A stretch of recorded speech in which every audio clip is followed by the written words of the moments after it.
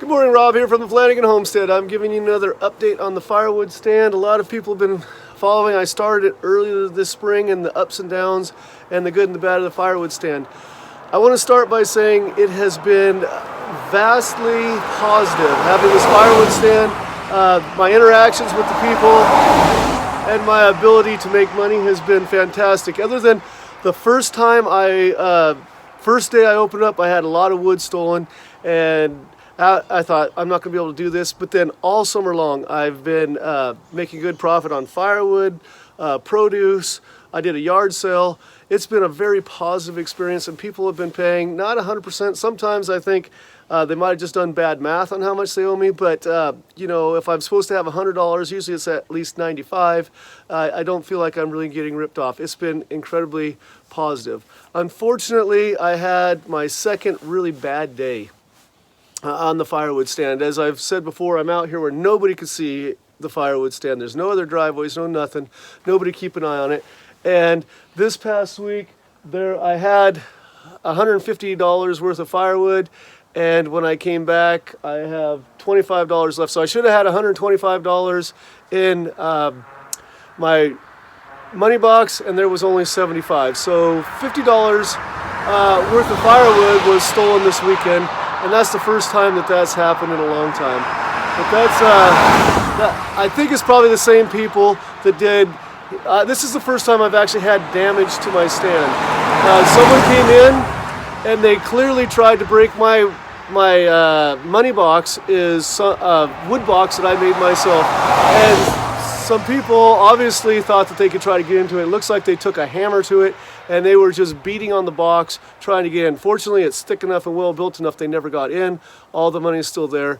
But there used to be a pay here sign that was ripped off. They're trying to find access. I can't even find where my sign is. I'll have to make a new one. And then you could see where it's been chipped at and broken away at. And they didn't get in, but they've done damage to the box. I'll still be able to use it. The other thing is I have a dummy camera. It's not actually a camera there, but it's made to look like a camera to scare people away from theft. And they broke into that case trying to find a camera to steal, but they did not find the camera. So this is a negative occurrence that I've had. But like I said, it's been vastly positive. I'm not giving up. There is one other significant change that happened to my firewood stand, and that is I no longer have cured firewood ready to sell. I've filled up my firewood to keep my house warm, and all the stuff that's dried and tested out dry enough I have sold. So I'm not going to sell firewood that's not cured.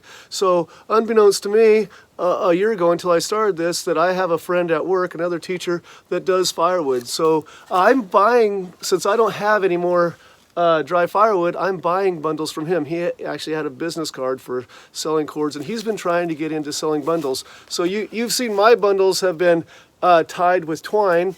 His are the traditional wrapped with the plastic. But anyway, he sells his wholesale at $3.75. So he's told me he's going to bring up 29 bundles, charge me $100, and he's going to put them in there himself, you know, and I should be getting $145 out of that. So I was like, I can keep the firewood stand active.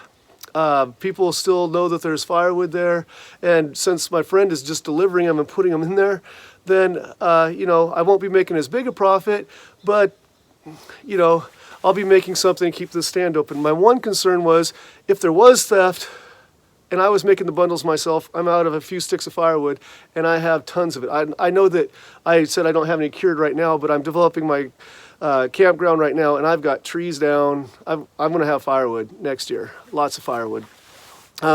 So it keeps it open and it helps a friend out. So he delivered it, but the one bad thing, if somebody steals firewood, you know, I've paid $100 for it, and if I get $50 back, I'm out that firewood. And that's kind of what happened this last week. So unfortunately, the first time he brought it up, we had the theft issue. I paid $100. I was hoping to get $145 out of it. Most of it's gone. There's a little bit here left, but I got about $70 for that firewood. So I'm losing money actually doing that. And again, I'm not going to let this one bad instance after 4 good months stop me. I'm going to try it again, but if it continues to happen, then we're going to have to shut her down. Another interesting side note, I told my friend, he said he'll just go drop them off at my stand. So he came and dropped them off, filled up my stand nice and full, and he sent me a picture back. Texted me a picture, said, "Here you go, it's full." And I, just playing with him, I texted back, "Hey friend, that's not my stand." And they said, "Just kidding, going on there." But he texted me, "That's not fair, man. I had a heart attack. I thought I left a bunch of wood at someone else's random stand." But anyway, it is my stand. I got the wood. I paid him. And most of it's gone now, so I'll probably fix up my stand, repair the damages from the theft and vandalism, and we'll give it another try. And I believe in my heart it's going to be positive again. So once again, thank you for joining me on the Flanagan Homestead, where Christmas trees are my business, teaching, including horticulture, is my job, and outdoor projects of firewood stands are my passion. I hope to see you again soon. Love to hear comments, suggestions, and anything else you'd like to see.